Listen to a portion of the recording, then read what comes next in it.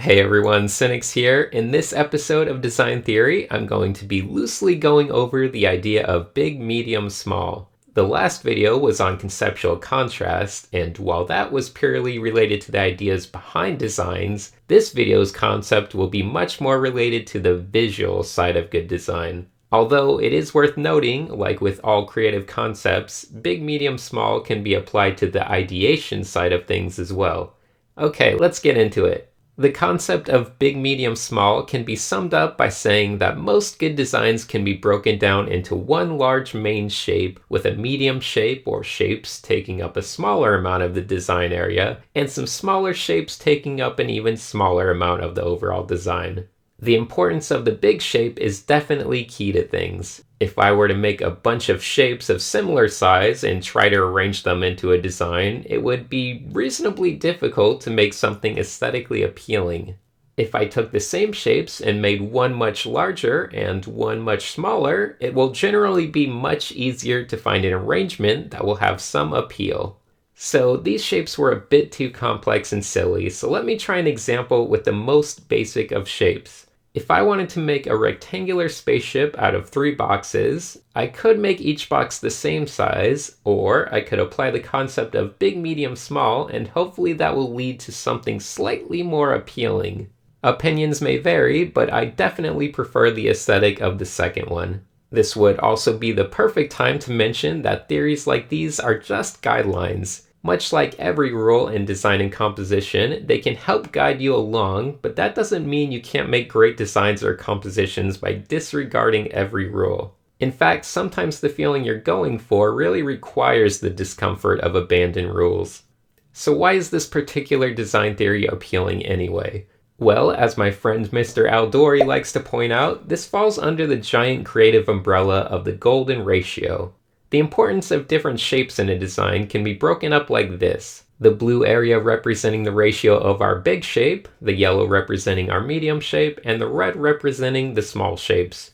Our brains love order, so shape hierarchy can always be found to have a basic appeal. Let's try using a famous design as a quick case study. Here we have a picture of Pikachu, and if we were to divide him up into different shapes, we might notice that his body and head can be represented as one large shape, while his tail can be seen as a medium shape and his ears are relatively small shapes. If we were to now calculate the areas of each of these shapes, we might discover that Pikachu happens to represent the perfect golden ratio, where each larger area represents 1.618 times more space than the lower tiered area. Perfect in every way. Okay, actually I just made that up, but it's not too far off from the truth. And if we were to subdivide the body, we might find that the body, upper arms, and lower feet all follow a similar ratio of size hierarchy. It's always great if subdivisions of a larger design can still conform to those same principles. Let's actually try to examine the head. Here we can find that the head represents the large shape, the ears represent the medium shape, and the eyes represent the small shape. If any of these features strayed too far from the golden ratio, this design might never have become as popular as it is. But what if we maintained the ratio but switched the distribution around so that the eyes were the medium shape and the ears were the smallest shape? Well, I decided to try that out, and that's right, we've created the second most inexplicably appealing creature of all time, a panda. Alright, I'll stop messing around with this Pokemon nonsense. One other quick side note though, I personally love industrial design because all of these concepts of appeal can be taken anywhere you want. You can make cool designs of any type simply by focusing on just shapes. Shapes are king. Meanwhile, over in the realm of character design, you can sometimes focus on shape language, but oftentimes you find yourself conforming to aspects of realism or personality traits that you need to come through in the design. You should still always be thinking about big, medium, small, especially when it comes to body proportions and outfits, but you might find yourself having to use it more so for the idea side of things. Every character should be defined by one major idea, and maybe some secondary minor ideas, and then just a spattering of unimportant other qualities. Once again, big, medium, small, and in case you're wondering, I think environment and creature design fits somewhere in between the realm of characters and industrial design. But back to industrial design, I'm going to try and make some quick examples of how to improve your designs with good shape hierarchy. Here is a quick outline for a basic mech. I tried to make each area roughly the same size. Now if I make the same basic mech structure again, but follow the big, medium, small idea, the overall design will already start to feel much stronger. Since this mech has legs, we can of course subdivide these legs into a shape hierarchy as well. It's always great to make sure that limbs of any type avoid being too even in area distribution. Hopefully all of these little drawings are helping out.